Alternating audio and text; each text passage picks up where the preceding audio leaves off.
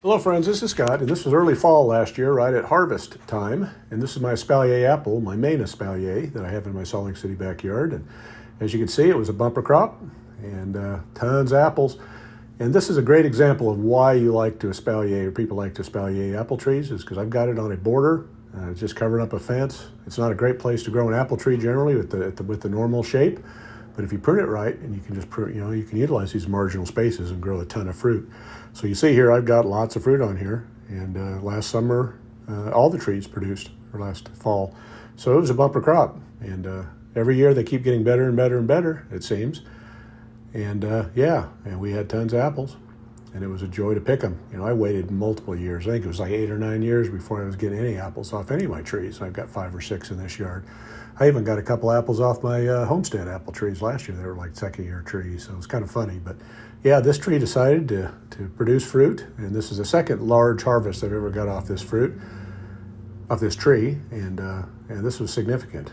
Names of apples I always forget, but this is an apple that I'll have to look up again. I did look it up last year, and I don't remember what it is again. So the varieties aren't that most important to me, but I know which one's my Fuji and my Gala down at the homestead. So those are important. So, but anyway, yeah, tons of fruit, and I was happy, and I had more than I needed. And there was a garbage sack, or I should say Harmon sack, grocery sack, and then I had lots of fruit left, so they hadn't quite matured. So I picked probably half on that first picking. And I left the other half on there to ripen. There's a few with some blush on it I should have probably picked, but I picked them later. But that day, I had 70 apples off this tree, and I think I picked 30 off of the other trees. So I had a 100 apple day, so pretty good. We'll flash forward to present day, and I was out in the yard today and looking at this kind of homely tree now.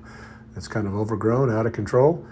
And I'm taking a look at it, and there's something I've noticed from spring on in this yard, that I lacked any flowers on my trees, which means I have no fruit on these trees. And if you look here closely, as we pan in, you'll see that there isn't any fruit. So last year we were loaded, and then this year we got nothing. So I think this is a kind of an every other year tree.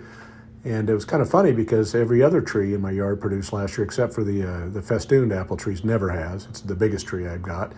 But this year, there wasn't a single blossom on any of my trees, and that's weird. So usually, you'd think there would be one year you'd have some, and other years others. But this year, I don't have an apple on anything, I don't think, even at the homestead. So because of that fact, I'm able to get in here and do some more drastic pruning than I usually am, because I'm usually having to worry about cutting off fruit and trying to avoid that. But here's my rule. Generally, it's off the main stem, you go 4 inches and then 2 inches. So that's what that looks like. It's kind of hard to show you. But again, it's just off the main stem, try to go up 4 inches, and then off any side branches off that, cut it 2 inches. You try to cut it above a bud for the direction that you want the next branch to grow. And that's important, because you got to look at your buds. And if you start cutting buds that are facing the wrong direction right above them, then you're going to have branches that go the way you don't want them to go. So I'll show you a close-up of that here in a minute. But yeah, I started off pretty conservatively. I'm just, wasn't quite sure how drastic I was going to prune this tree, but then the more I got into it, I'm thinking, yeah, I think I can go a lot more. But there's my 4 inches, and then 2 inches off that, I make a snip. So that's a little bit easier to see that one. But yeah, that's the general rule. But if you look at that top tier, I violated that rule for years and years, because my top tier is just way too tall. And what happens is it gets above the fence, and then it starts to have branches going to the neighbor's yard. So why not just prune it down to where it needs to be? And without fruit, the perfect year to do that. Now there's a look at an outside or an inside bud. See, there's the bud right there. It's on the inside, and I pruned above it, so that, as you show my exaggerated finger movement, that's the way the branch is going to grow. So that's the direction I want, toward into my yard, not into the neighbor's yard. So I just kept on swimming, and as I was getting closer to the middle with the taller sections, I'm thinking I really need to just whack the crap out of this tree and like I say, take the advantage of no fruit to be able to get this tree into the right shape for years to come. So yeah, I got more aggressive with my prunes, and I'll show you. It is pretty drastic what I'm doing here, but it's fine for the tree. And it's good to prune in early summer for the first pruning, and then there's after the fruit pruning I usually do. But yeah, this year I'll do one more little haircut at the end of the year, and it won't matter when I do it generally, because again, I won't be affecting any of the harvest because there is none. So, but yeah, starting to get into some thicker branches and get a little bit harder to prune off. But yeah, they're not too thick. But I do have a pair of loppers here to use if I need them. And again, trying to be fairly careful, but yeah, not overly careful. But I started doing the middle, and I started cutting the 2, the 4 again, and then I'm looking at these going, these are just, yeah, these are getting way too tall. I might as well just whack these all the way down. So I'm thinking about it, and yeah, still not quite sure that I was going to do that. But yeah, sometimes you get into it, and you just gotta go for it. So there's a look at the pruning up until I got to the point where I had to do some more thinking. So I stopped and filmed it. So you see, I am doing a drastic pruning here.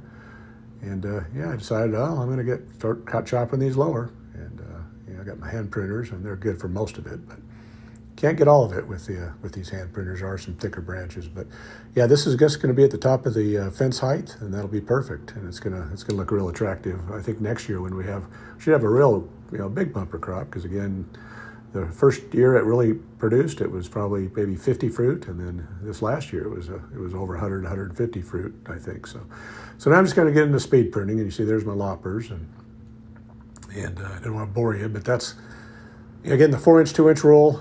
That top tier was not abided by, so I'm just kind of whacking them down, and then abiding by kind of the 2 inches on any side shoots, and yeah, just gonna. It's not perfect, but it doesn't need to be perfect. It's just get it in kind of shape and start directing the growth where you want it to be. Now, one of my wires is loose, so I'm going to have to come out and tighten that up. So that second tier looks like, in the bottom tier is starting to slope to the ground. So I need to get out here and get just get a wrench out here and tighten those wires up. But there you go. And you see that's a big difference in the height of that tree.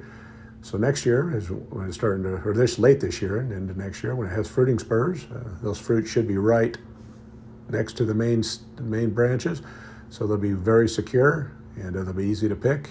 And yeah, hopefully it'll be a great harvest again. But again, I'll be appleless this year, so they'll sure be tasty next year when I get an opportunity to get some more apples. But I've got other fruit in the yard. I've got pears, and I've got Asian pears, and yeah, so I'll be okay. And I've got some peaches, so we'll see how those go. I haven't really checked on the peaches this year. That's a feast or famine crop too. You either have way too many or you don't have any. So there's my carnage, and there's still quite a bit there to prune off the tree. But yeah, that tree, once I get those wires tightened up, is going to look good again. And I'll be doing that hopefully in the near future if I remember. But I've got lots of other things to clean up in this backyard. It's a mess, but it's coming, and I've neglected this yard in favor of the homestead, and my marching orders are to get this place looking in good shape again, and we're working on it. So the in-ground trampoline pit compost bin is filling up with all my organic matter. It's just a big waste pit right now, and then I'll fill it in with soil, and then as it shrinks, as that decomposes, I'll just keep bringing more soil, make that more of a level area. So anyway, well, hope you like this video, and if you want to follow me on my journey and doing lots of different things here at my Zolek yard and at the homestead, please hit that subscribe button, like, share, and comment. Thank you.